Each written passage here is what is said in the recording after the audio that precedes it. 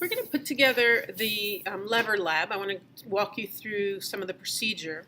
So you need a meter stick, you need a lever stand. Some of them are black, some are blue, they're the same thing.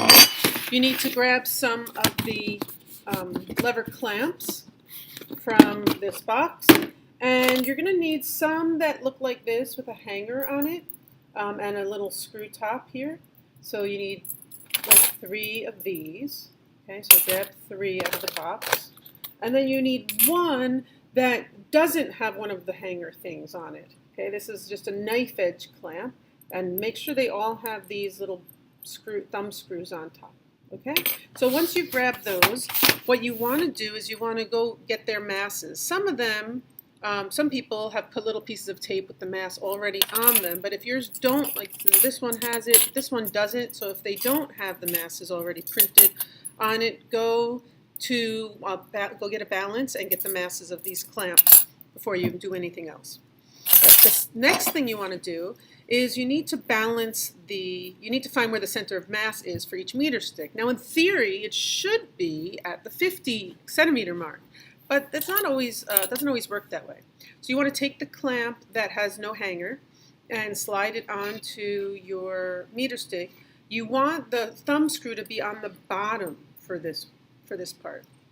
And you could start it out at 50 and don't tighten it too much. You want to just you want to be able to slide it but not have it too much. All right, so we're going to put it on the 50 and then put it on the stand. And mine is kind of crooked. You can see it falls.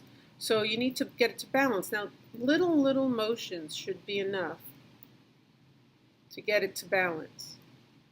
So if it's falling to the left, slide it to the right until you get it to line up. It shouldn't move on its own. It should just kind of come to rest. That's not too bad. I could probably move it a little bit more. Oops, too much, see? Okay. Once you've got it so that it's balanced, you want to tighten the thumb screw.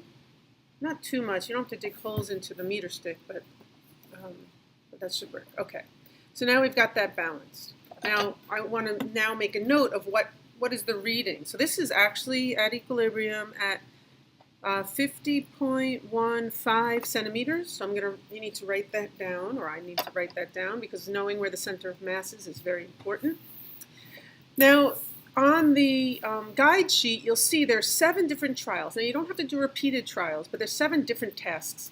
The very basic one is to hang a mass on one side and then balance it with another. So, for example, I take my other clamp. I'm going to place it anywhere I want along here. So I want to make sure you guys can see it. So I'm just going to put it right here. And then you want to grab some masses. So I'm going to hang this is a 100-gram mass. So I'm going to hang that here. And then I'm going to put on the other side, you have to hang a different mass in order to balance it. So grab a different mass. So I've got a 50-gram mass. So I can hang this here and that and this here. Now, my job now is to get this to balance. So I'm going to need to move these until I get them at equilibrium. And I'm going to keep them kind of small because I want you can't see my whole meter stick, so I'm going to keep within this boundary, but you should certainly use the entire meter stick. Notice that, so you just want to slide these over until it gets to a balance point. And it should try to get it to the same balance point you had it when there was nothing on it. Oops, too much, you see. You gotta slide it over just very, very little. There you go. And then read what that position is. You can tighten the thumb screws, read those 2 positions, record the mass, the total masses. You need the mass of the clamp plus what's hanging from it. And that's your first trial. Done. So the other trials are about, you have to do 2 on one side and 1 on the other. They all have to be different masses. You may not use 100 and 100 because that's too elementary. Obviously, they're going to be balanced at the same position.